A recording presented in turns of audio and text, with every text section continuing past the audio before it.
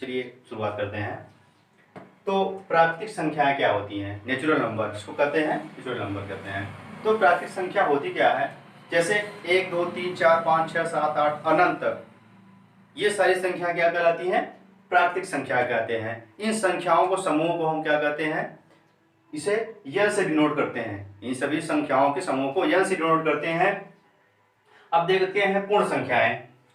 पूर्ण संख्या क्या होता है? कंप्लीमेंट नंबर कहते हैं। पूर्ण संख्याएं सभी प्राकृतिक संख्याएं व शून्य संख्या पूर्ण संख्या कहलाती है। जैसे 0 1 2 3 4 5 6 7 8 9 इससे अनंत तक जो संख्याएं होती हैं उसे क्या कहते हैं? हम पूर्ण संख्या कहते हैं। चलिए हम आगे चलते हैं। पूर्णांक संख्याएं क्या होती हैं? इंटीजर्स नंबर्स क्या होती हैं? पूर्णांक संख्याएं।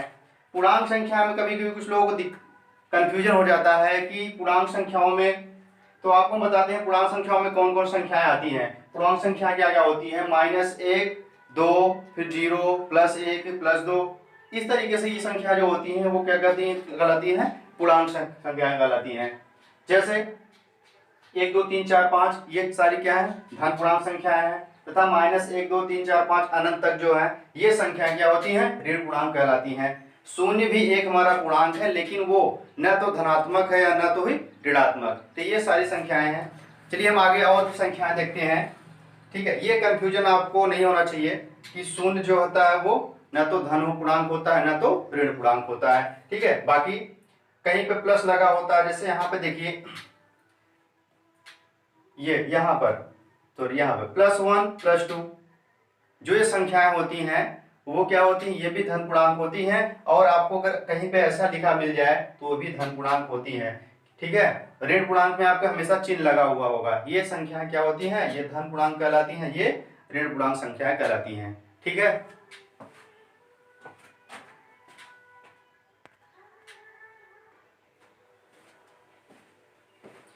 चलिए दोस्तों देखते हैं परिमेय संख्याएं, रेशनल नंबर क्या क्या होती हैं।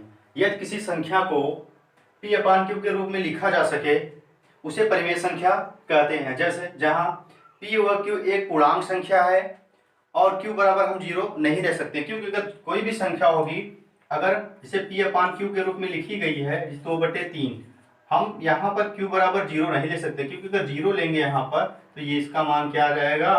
इनफाइनाइट होगा। इसका मान क्या हो जाएगा? 0 हो जाएगा। तो इसलिए हम इसका मान नहीं लेते हैं। ठीक है,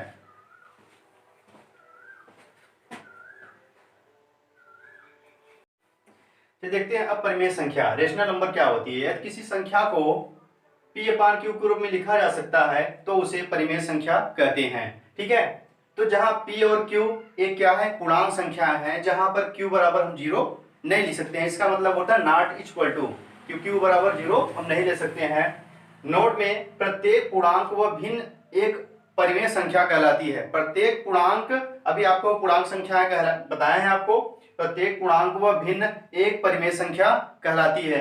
ठीक है, जैसे आपको कहीं पे लिखा मिल जाए 2/3 5/2 √4/2 या 5/√25 या 5 या 3 कोई भी संख्या, तो वो संख्या क्या कहलाएंगी?